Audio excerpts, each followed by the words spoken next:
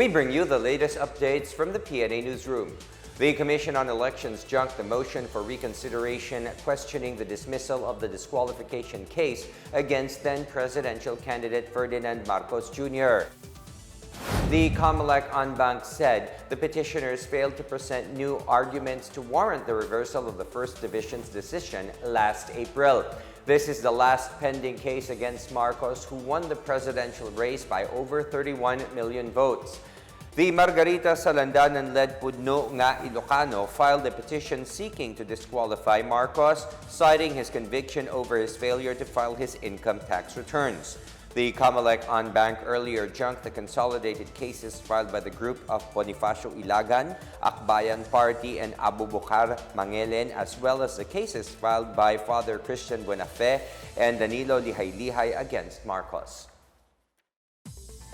The Department of Health, or DOH, says COVID-19 infections have not spread in schools so far as face-to-face classes resumed in August. The DOH said COVID-19 clusters, or areas of concentration of confirmed exposures and infections, have not been detected in schools. It said vaccination, protocols such as wearing of masks and good ventilation have prevented outbreaks. Infectious disease expert Dr. Edsel Salvania said infections during full in-person classes can be minimized by vaccination, booster shots, masking, and ventilation. DOH Chief Epidemiologist Dr. Alethea de Guzman meanwhile said vaccination coverage among children 5 to 11 years of age is currently around 47%. Over 100% of children 12 to 17 years old have received their primary doses, but only 11% have booster shots. The DOH urged parents and guardians to have their children vaccinated and boosted before the start of full in-person classes in November.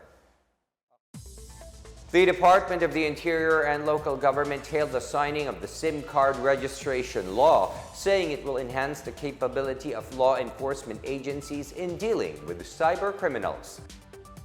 Interior Secretary Benjamin Abalos Jr. said Republic Act 11934 is a welcome development in fostering accountability at all levels, reducing cyber crimes that include mobile scams. Through the law, Abalos said the DILG can better lead its stakeholders to adapt to the demands of the digital world and promote peace and order and protect the people from criminals online and offline. Meanwhile, the country's telecom companies expressed their readiness to comply with the SIM card registration law.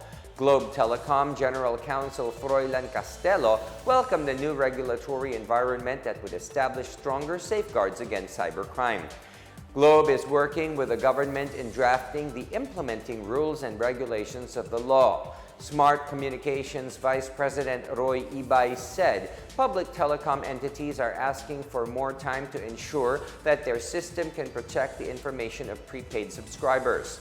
Meanwhile, Dito Telecommunity Chief Technology Officer Rodolfo Santiago suggested using both the national ID system and the passport system to validate the identity of a subscriber. Republic Act 11934, which President Bongbong Marcos signed on Monday, aims to control the spread of cyber crimes using mobile phones such as text scams using a SIM card registry for subscribers.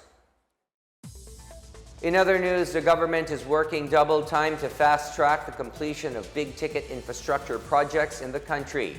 The Department of Transportation said the full-scale construction of the North-South Commuter Railway is set to begin by February next year.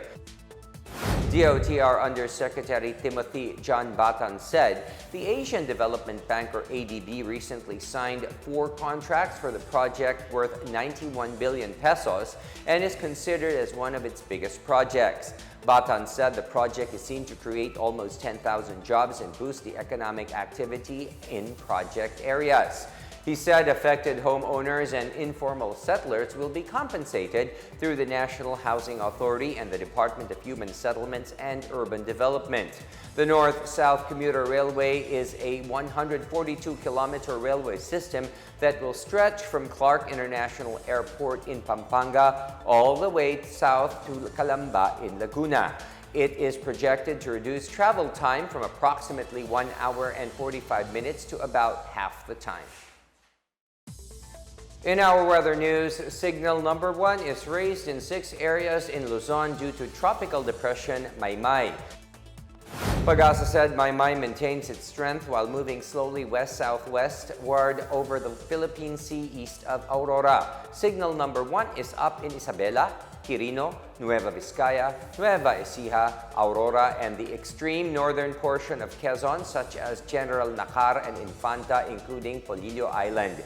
Cagayan, Isabela, Batanes, and Apaya will experience moderate to heavy with at times intense rain over today through tomorrow morning, while Aurora, Abra, Kalinga, Mountain Province, and Ilocos Norte will experience light to moderate with at times heavy rains.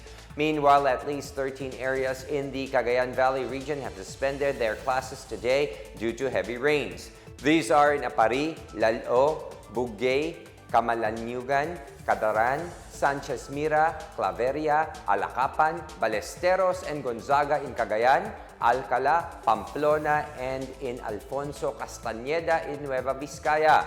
The Regional Disaster Risk Reduction and Management Council also suspended work in government offices except for frontline workers.